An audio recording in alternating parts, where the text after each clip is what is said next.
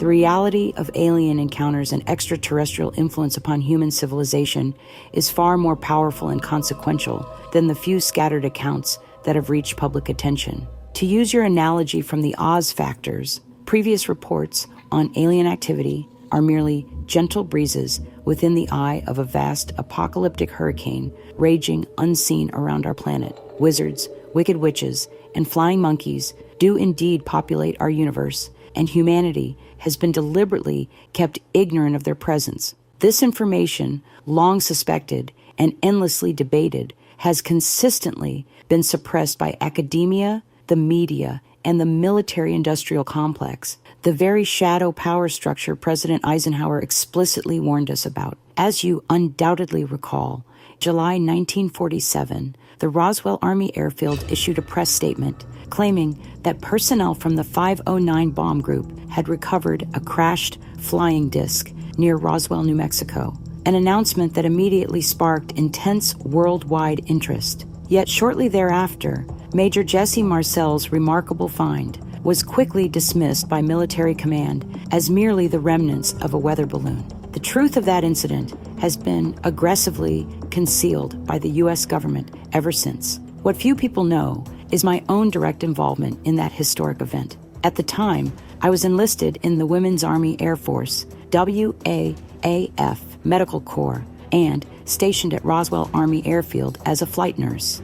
Upon news of the crash, I was ordered to accompany Mr. Cavett, the county intelligence officer, to the site as both his driver and a medical assistant, should survivors require care. Thus, I personally witnessed the crash site and saw firsthand the wreckage of an extraterrestrial spacecraft and the lifeless bodies of several alien crew members. More importantly, I learned at the scene that one of the beings had survived the crash, conscious and remarkably uninjured. This surviving alien differed subtly from the others and appeared responsive, but did not communicate verbally or by recognizable gestures. As I examined this being for injuries, I immediately became aware of a powerful telepathic connection. The being was attempting direct mental communication, projecting thoughts and imagery straight into my mind. Recognizing this extraordinary phenomenon, I immediately informed Mr. Cavett. After consulting with senior officers, it was decided that I should accompany the alien survivor back to the base.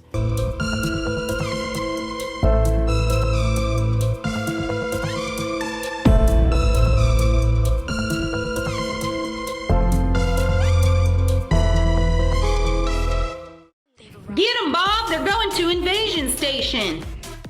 We haven't seen nothing, man. No aliens around here.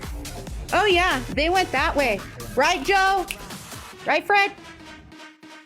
Sources, very qualified sources, very responsible sources. I'm going to tell you the real deal. Iran launched a mothership probably about a month ago that contains these drones. That mothership is off, I'm going to tell you the deal. It's off the east coast of the United States of America. They've launched drones, is everything that we can see or hear. And again, these are from high sources. I don't say this lightly. Now, we know there was a probability it could have been our own government. We know it's not our own government because they would have let us know. It could have been some really glorified hobbyist or hobbyists that were doing something unbelievable. They don't have the technology. But let's pretend that's possible. The third possibility was somebody, an adversarial country, doing this. Know that Iran made a deal with China to purchase drones, motherships, and technology in order to go forward. The sources I have are good. They can't reveal who they are because they are speaking to me in confidentiality. These drones should be shot down. Whether it was some crazy hobbyist that we can't imagine or whether it is Iran, and I think it very possibly could be, they should be shot down. We are not getting the full deal, and the military is on alert with this. Look, you've given us some pretty dire information just here, and I want to make sure that our viewers are digesting this. In the quiet desert of southeastern New Mexico, in the summer of 19, something extraordinary occurred. Something that has since become one of the most enduring mysteries of the modern era. This is the story of the Roswell incident, a tale of intrigue, controversy, and the universal allure of the unknown. Our journey begins on July 7, 1947. After a fierce thunderstorm, rancher Mac Brazel stumbled upon debris scattered across his land near Roswell. Little did he know, this simple discovery would ignite a maelstrom of speculation. What emerged from this unassuming ranch was a strange wreckage made of metallic sticks, reflecting a peculiar sheen. Even more bewildering were the paper-like materials that wouldn't tear and strange tape with bizarre symbols. Intrigued and perplexed, Brazel contacted the local authorities. Within days, the Roswell Army Airfield seized upon the opportunity, swiftly recovering the materials. On July 8th, the Roswell Daily Record made headlines worldwide with an astonishing announcement.